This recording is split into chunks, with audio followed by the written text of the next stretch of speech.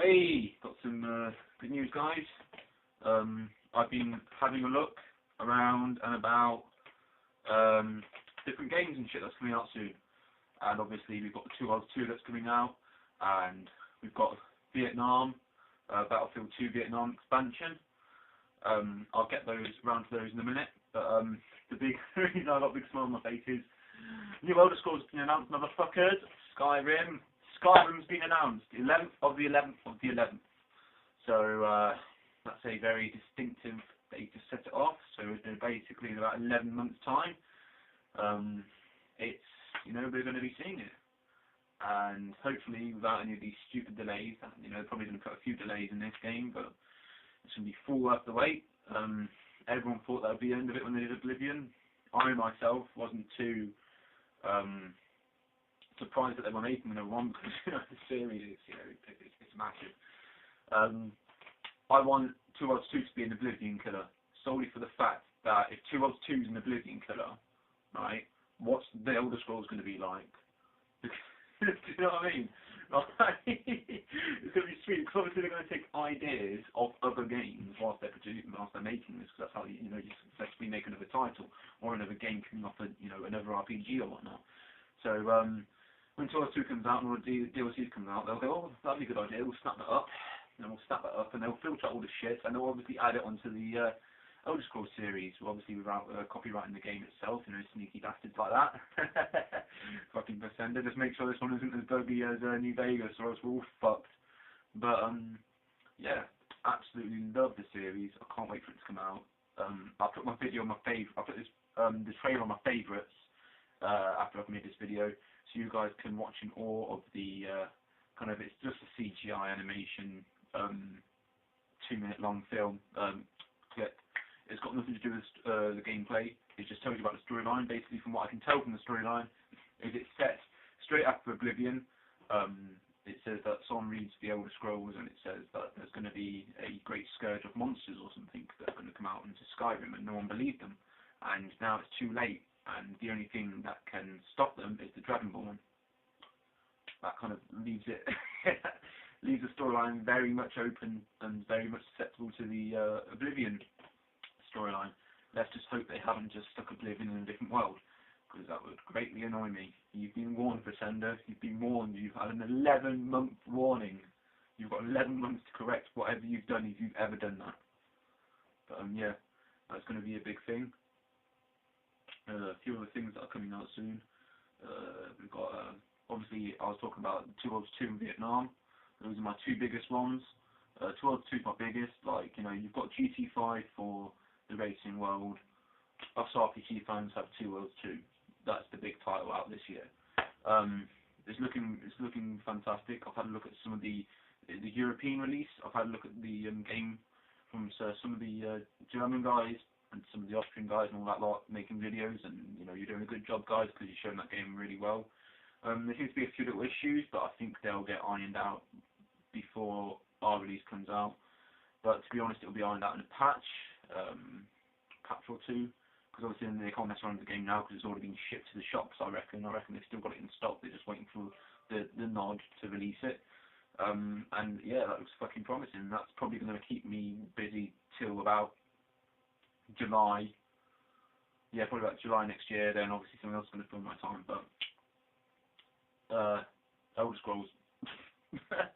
I've gone completely brain dead now, because 5 minutes before I was making this video, I saw the Elder Scrolls, and I had this whole video set in my head, and now Elder Scrolls has just gone, woo! It's taken us all out. You love Elder Scrolls, fuck every other game. That's what my brain's saying at the moment, because oh man, that's gonna be brilliant. And if it's online, I don't know if that's gonna be a disappointment. I honestly don't, because none of the other ones have been online.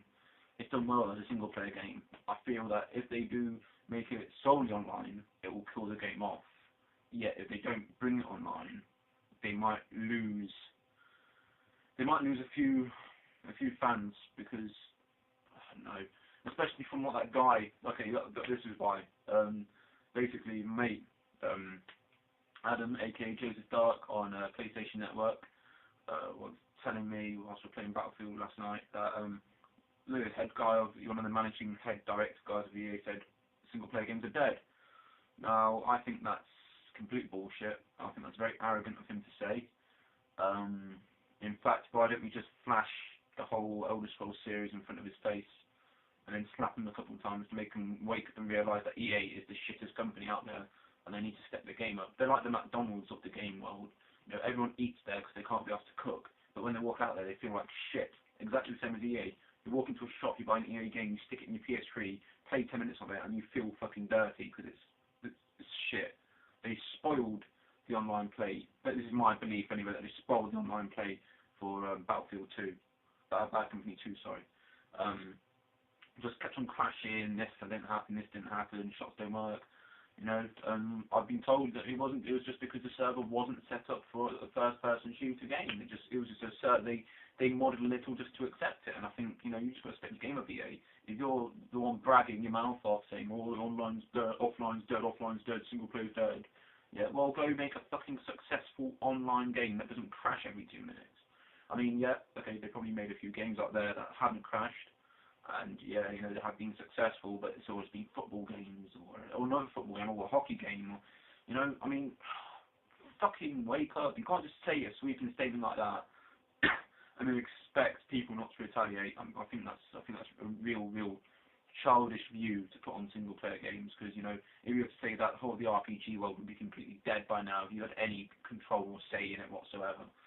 You know, I think Fallout New Vegas, with its bugs, it's still a single-player game. Fallout 3, what was that? Did that get Game of the Year in 2008? I think it did. That's a single-player game. So, hey, you know, up yours. Fuck you, you know. Like I said, I agree with that part of online gaming is a lot more fun now.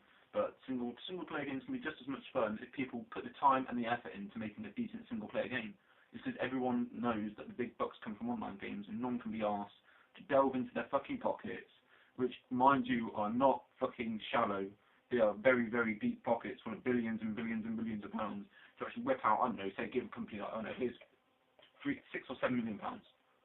Make a decent single-player game.